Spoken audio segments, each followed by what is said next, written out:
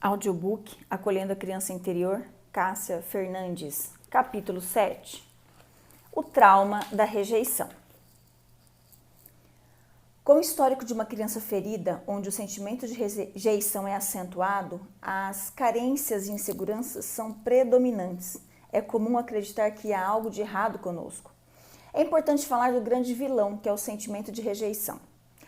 A criança que sofreu rejeição de alguma forma passa a acreditar equivocadamente que tem algo de errado com ela, acreditando ser portadora desse defeito.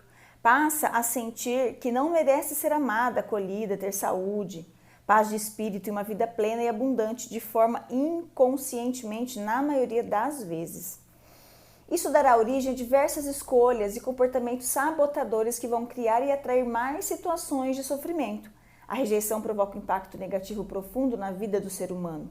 Mas por que a rejeição é tão impactante na vida de alguém?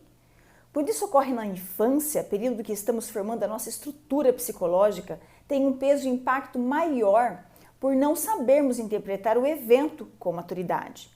Quando experienciamos situações de rejeição pela vida adulta, uma profunda ferida emocional é aberta. A mente faz conexão com aquela dor da rejeição ocorrida na infância quando estamos formando a nossa estrutura psicológica. Tudo ganha força.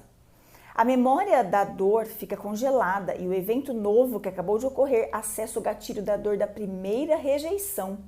Esse gatilho permanece vivo e pronto para enviar novos traumas. Por isso digo, o tempo não apaga certos traumas. Chamamos isso de conexões neurais. Logo mais explicarei melhor sobre. Somados à dor da rejeição, a fase seguinte é a não aceitação daquilo que é, daquilo que foi, e isso acontece na maioria dos casos. Ficamos querendo arrancar do coração e da mente aquilo que aconteceu pelo tamanho do incômodo que causa.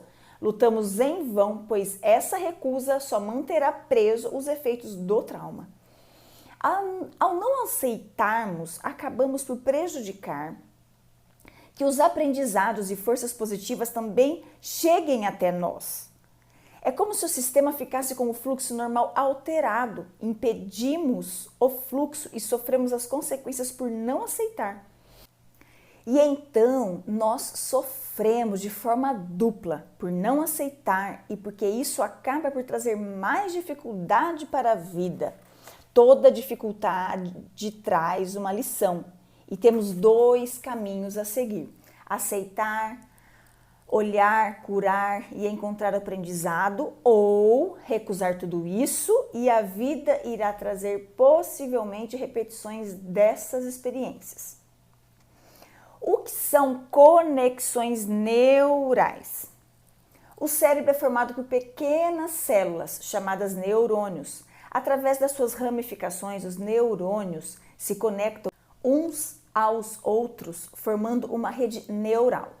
Os neurônios são as células responsáveis por tudo que somos. Em cada conexão está registrado um pensamento, uma memória, uma experiência. O cérebro constrói seu conceito pela memória associativa.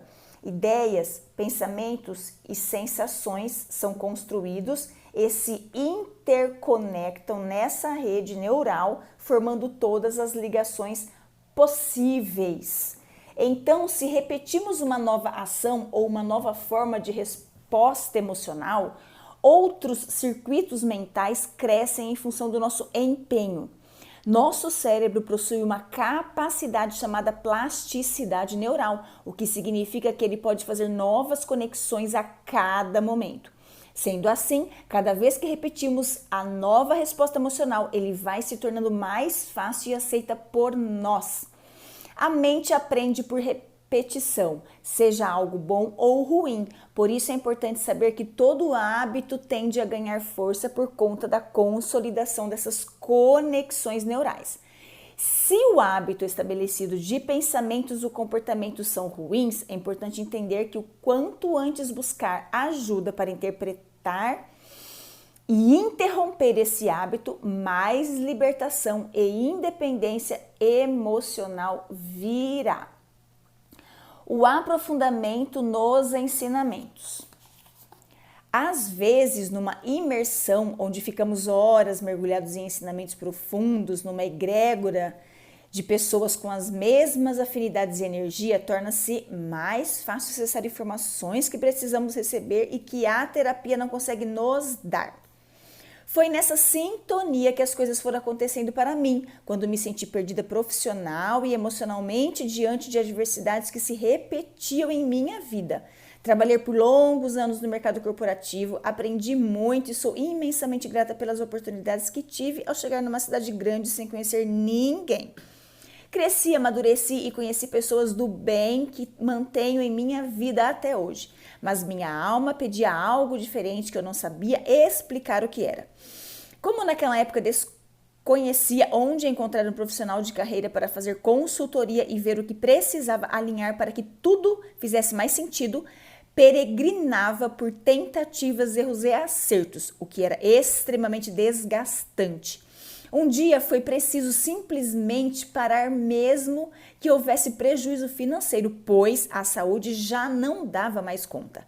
A grande virada de chave em minha vida foi quando busquei me aprofundar nesse universo de desenvolvimento pessoal, autoconhecimento, cura emocional e expansão de consciência. Descobri que um professor de São Paulo iria ministrar um curso focado na parte emocional e energética do desenvolvimento pessoal. Sem pensar muito, como um forte impulso, fiz a inscrição e tive os dias mais transformadores da última década. Pude fazer conexões entre minha história de vida, o sofrimento repetitivo, os desertos emocionais que eu vinha atravessando, hábitos destrutivos, os motivos das autossabotagens e como isso tudo construía um cenário sem propósito, sem brilho e de impactos negativos em minha vida. Pude desnudar minha alma e enfrentar os monstros que seguravam minha evolução. Tive um ensinamento profundo sobre a criança interior e todos os aspectos que envolvem esse universo. Despertou ao mesmo tempo uma sensação desconfortável e uma vontade enorme de evoluir nessa questão. Aprendi o quanto somos integrados e como não existe nenhuma dor nem sintoma que o nosso corpo não tenha tentado nos avisar antes de alguma forma. Aprendi que tudo é energia, que toda a intenção daquilo que fazemos e sentimos está o tempo todo atraindo situações e circunstâncias para as nossas vidas. Todos os nossos atos levam uma assinatura energética daquele sentimento que estava vibrando em nosso ser, e isso é que pode fazer as coisas darem certo ou não. Se temos medo como sentimento predominante, ao executar uma ação, esse medo ecoará direcionando nossas ações, nem sempre para o caminho que queremos e merecemos. E como seres totalmente integrados, aprendi também que cada célula do nosso corpo está em conexão com todos os nossos sistemas, corpo, mente, espírito, num só caminho para nos nutrir e com isso fazer funcionar. Se nos alimentamos física e emocionalmente daquilo que é tóxico, tudo fica armazenado e vamos funcionar baseado nessa nutrição. Ou seja, não teremos recursos adequados para promovermos um funcionamento inteligente. Se fizermos péssimas escolhas daquilo que ingerimos, tanto para nosso físico quanto para nossa alma, pensamentos, comportamentos e sentimentos. E eu colocaria junto aqui, gente, amizades. Tem amizades tóxicas que não nos permitem seguir em frente. Escolher consumir e dar atenção a conteúdos como jornais que apenas mostram notícias de tragédias provoca ansiedade e tristeza e nos leva ao hábito de reclamação e lamúria. Buscar conhecimento e manter-nos atualizados não tem nada a ver com ficar refém de jornais que promovem o medo e sistematicamente alienam as pessoas.